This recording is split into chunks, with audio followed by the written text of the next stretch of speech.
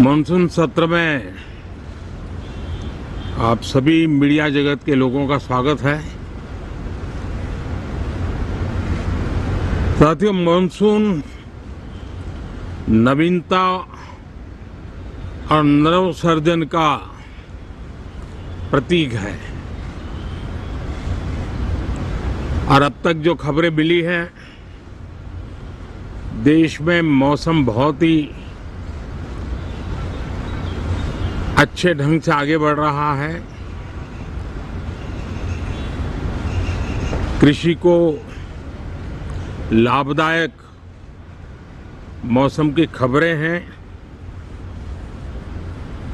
और बारिश किसानों की अर्थव्यवस्था, देश की अर्थव्यवस्था, ग्रामीण अर्थव्यवस्था और इतना ही नहीं, हर परिवार की अर्थव्यवस्था में एक बहुत महत्वपूर्ण होता है। अब तक जो मुझे जानकारी दी गई है, उस हिसाब से पिछले 10 वर्ष में जो पानी का भंडार हुआ है इस बार, वो करीब करीब 3 गुना हुआ है, जिसका आने वाले दिनों में भी देश के अर्थतंत्र को बहुत लाभ होगा। साथियों, ये मॉनसून सत्र राष्ट्र के लिए ये बहुत ही गौरवपूर्ण सत्र है। ये मॉनसून सत्र राष्ट्र के लिए एक अपने आप में विजयोत्सव का रूप है।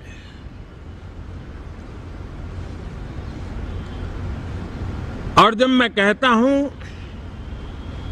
कि सत्र राष्ट्र गौरव और विजयोत्सव का सत्र है, तो सबसे पहले तो मैं पहली बार इंटरनेशनल स्पेस स्टेशन पर भारत का तिरंगा झंडा वहां लहराना, ये हर देशवासी के लिए गौरव के पल है। देश में साइंस टेक्नोलॉजी के प्रति, इनोवेशन के प्रति नया उमंग और उत्साह भरने वाली ये सफल यात्रा रही है और पूरे सांसद, लोकसभा राज्यसभा दोनों सदन, देशवासी जिस गौरव का अनुभव कर रहे हैं, उसमें एक स्वर से जुड़ेंगे, एक स्वर से इसका यशगान होगा, जो भारत को अंतरिक्ष में नई ऊंचाइयां पर पहुंचाने वाले जो भावी कार्यक्रम हैं, उनके लिए भी प्रेरक बनेगा, प्रोत्साहक बनेगा। साथियों, ये मॉनसून सत्र एक विजयोत्सव है। पूरी दुनिया ने भारत की सैन्य शक्ति का, भारत के सैन्य के सामर्थ्य का रूप देखा है। ऑपरेशन सिंदूर में भारत की सेना ने जो लक्ष्य निर्धारित किया था, 100% अचीव किया। आतंकियों के आकाओं के घर में जाकर के 22 मिनट के भीतर भीतर ऑपरेशन सिंदूर के तहत उसको जमींदोज कर दिया गया। और मैंने बिहार की एक कार्यक्रम में इसकी घोषणा की थी जो हमारी सैन्य शक्ति ने बहुत ही कम समय में सिद्ध करके दिखा दिया, और इसमें मेड इन इंडिया सैन्य शक्ति का ये नया स्वरूप, इस पर भी दुनिया बहुत आकर्षित हुई है। इन दिनों विश्व के जिन जिन लोगों से मिलना होता है तो भारत के इस मेड इन इंडिया जो औजार तैयार हो रहे हैं उसके प्रति दुनिया का आकर्षण बढ़ रहा है। मुझे विश्वास है कि जब सदन इस विजयोत्सव को एक स्वर में विजय के भाव से इस सत्र के दरमियान उन ओजस्वी तेजस्वी भावनाओं को प्रकट करेगा तो भारत की सैन्य शक्ति को बल मिलेगा, प्रोत्साहन मिलेगा, देशवासियों को प्रेरणा मिलेगी, और सैन्य क्षेत्र में जो रिसर्च, इनोवेशन और मैन्युफैक्चरिंग हो रहे हैं, made in India defence equipment बन रहे हैं, उसको भी एक बल मिलेगा, और जो भारत के नौजवानों के लिए नए रोजगार के अवसर पैदा करेगा। साथियों, ये दशक हम एक प्रकार से देख सकते हैं कि शांति और प्रगति कंधे से कंधा मिलाकर के आगे बढ़ने के कदम कदम पर प्रगति के एहसास करते रहे हैं। देश कई प्रकार की हिंसक वारदातों का शिकार रहा है, लंबे अरसे तक शिकार रहा है। देश आजाद हुआ तब से ये समस्या को हम झेल रहे हैं, चाहे आतंकवाद हो, नक्सलवाद हो। कोई प्रारंभ में शुरू हुआ होगा, कोई बाद में शुरू हुआ होगा, लेकिन आज नक्सलवाद का, माओवाद का दायरा बहुत तेजी से सिकुड़ रहा है। माओवाद को, नक्सलवाद को जड़ से उखाड़ने के संकल्प के साथ देश के सुरक्षा बल एक नए आत्मविश्वास से, तेज गति से सफलता की ओर कदम रख रहे हैं।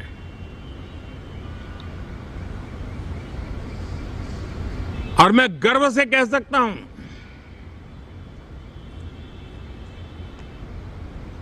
देश में सैकड़ों जिले नक्सल की चपेट में से निकल करके आज मुक्ति का सांस ले रहे हैं। हमें गर्व है कि बम, बंदूक और पिस्तौल के सामने हमारा देश का संविधान जीत रहा है, हमारे देश का संविधान विजयी हो रहा है। देश के उज्जवल भविष्य के लिए साफ दिख रहा है कि कल तक जो रेड कॉरिडोर थे वो आज ग्रीन ग्रोथ जोन में परिवर्तित होते नजर आ रहे हैं। साथियों, एक के बाद ऐसी घटनाएं देशभक्ति के लिए, देश की भलाई के लिए संसद में पहुंचे हुए हर माननीय सांसद के लिए गौरव का पल है। और संसद के इस सत्र में ये गौरव गान पूरा देश सुनेगा, हर सांसद से सुनेगा, हर दल से सुनेगा। साथियों,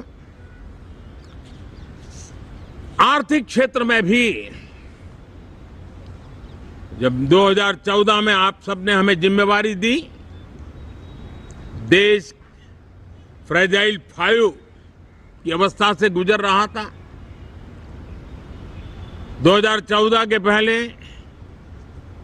वैश्विक अर्थव्यवस्था में हम 10वें नंबर पर थे और आज भारत तेज गति से दुनिया की तीसरे नंबर की अर्थव्यवस्था बनने की दिशा में आगे बढ़ रहा है, दरवाजे पर दस्तक दे रहा है।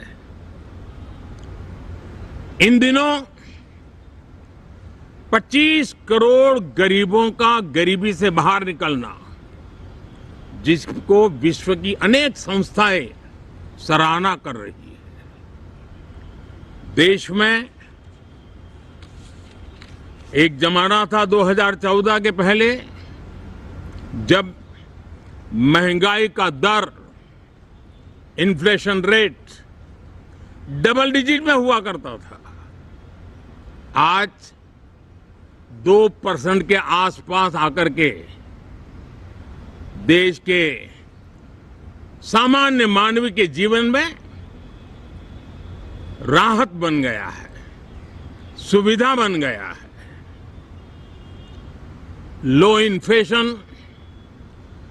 लो इन्फ्लेशन के सामने हाई ग्रोथ एक अच्छे विकास यात्रा की दिशा है।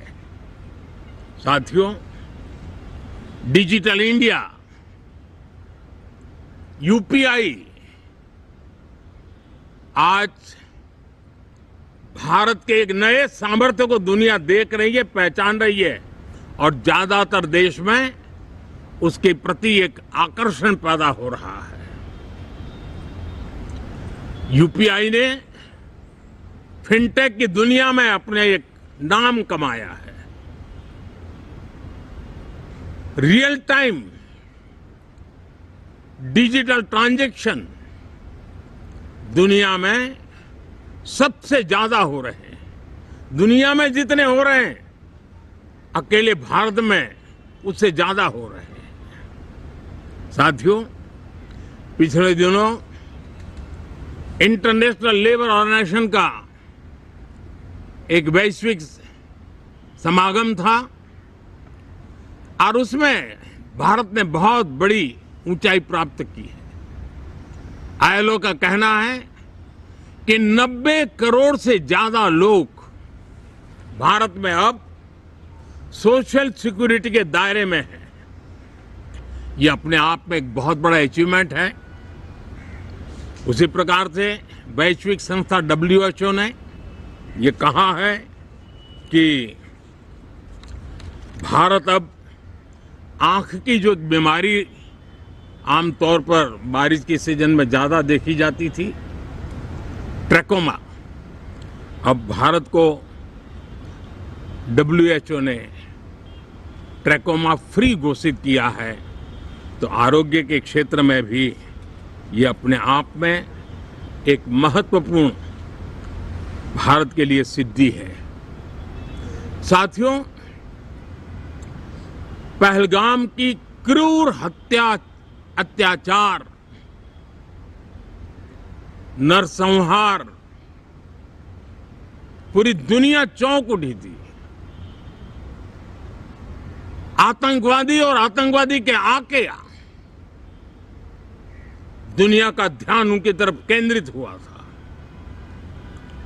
और उस समय दल हित छोड़ करके देश हित में हमारे ज्यादातर दलों के प्रतिनिधि, ज्यादातर राज्यों के प्रतिनिधि विश्व भ्रमण किया, दुनिया के अनेक देशों में गए और एक स्वर से दुनिया के सामने